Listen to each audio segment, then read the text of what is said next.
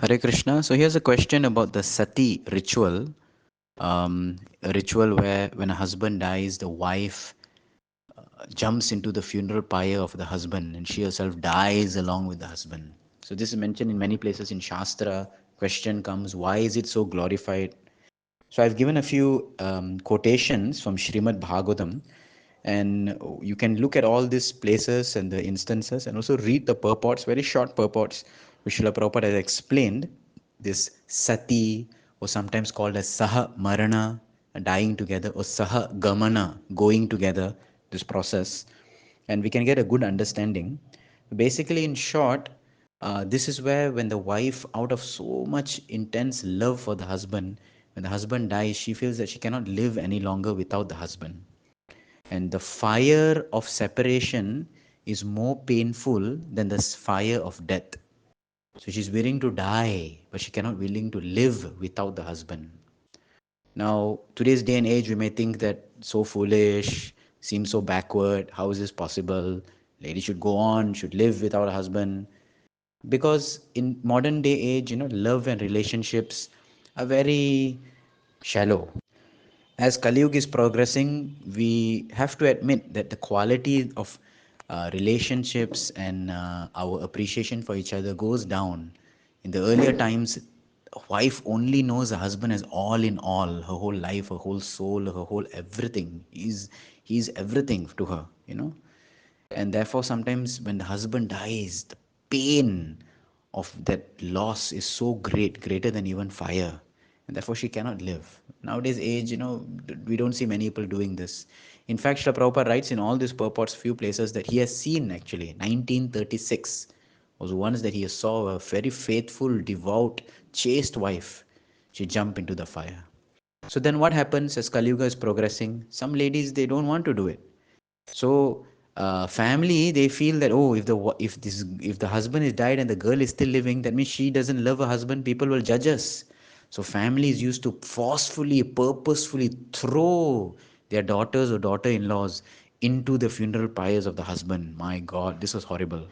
So Britishers, when they came and ruled India, the British people, when they saw this, they found it very inhumane. Obviously, it is, and they stopped this practice. They stopped this ritual. They banned it. That you should not do this. Do not force a lady. Right? And therefore, even in our shastras, there are some restrictions, like in the smashan, or where the place where they burn the body.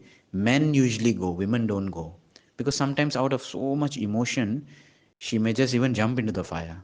Right? So it is not something that it's a must, but it's not something that we want to. But sometimes the lady herself, she cannot live without husband. So much separation. She feels that she's willing to die, embrace fire. It's not a joke. And on the other side, forcing a lady to do this is horrible. It's inhumane. Okay, it's extremely cruel. And one should never force this kind of things. Family feels, that their image, their pride, people will think that their daughter is a cheat, so better push her into the fire. So it is all nonsense.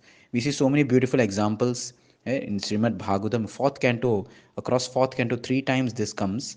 One is the daughter of Daksha, the wife of Lord Shiva, Sati, who gave up her body because her father had insulted her husband. She said, "Oh, the insult is like poison to her. How can you insult my husband? My husband is part of me." She gave up her body in fire. Queen Arci, when her husband left, she also embraced the fire and she was glorified by the demigods because of that. Vaidarbhi embraced the fire when her husband's funeral pyre, Malayadvaja. And there Srila Prabhupada writes a lesson that a wife should be so much devoted to her husband. Similarly, a disciple should also be so much devoted to the guru, willing to do anything, go out leaps and bounds to serve the mission of the guru. That Srila Prabhupada connects. Right? And queens of Suyajna. And there's another section which comes in ninth canto, Aurva Muni. One of the queens wanted to give up her body when her husband died, but the Muni forbade her. He said, "You are pregnant, you have a son, you have a child, therefore you should not do it." So these are different situations we can understand. And in Mahabharat, so we saw Pandu had two wives when he died, Kunti and Madri, and both of them had children.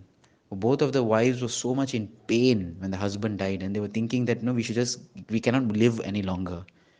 But then Kunti felt that both of us have kids. We die, then what will happen to the kids? So Madri said, I cannot bear this pain. I cannot. So Kunti said, okay, fine. You go, I will stay. You embrace fire, but I will embrace lifelong fire, separation from my husband, and I will raise up all the Pandavas. So Kunti stayed behind. She raised up the children. So there's a lot of consideration in this. It's not just some emotional thing. Therefore, we can really salute. It's not something that we expect everyone to do, but for like such instances, we can really salute and respect. My God, to the level of their dedication, their level of love, the level that they actually have so much emotions and desire and dedication. It's definitely noteworthy. And therefore, the Shastras glorify this Sahamarana, Sahagamana, Sati ritual. It is not a barbaric ritual where they want to barbecue the lady or kill the lady, not like that.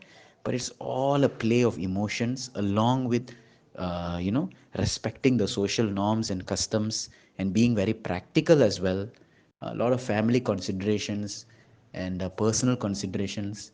And a lady who's just so sold out to her husband, if you ask her, her whole world is her husband. She doesn't know anything else, and therefore we can understand and appreciate. Like I said, these things. It's not something barbaric, and it's not something that is a must or crazy people that do. It is just a matter of the heart, which cannot be understood very easily by the head.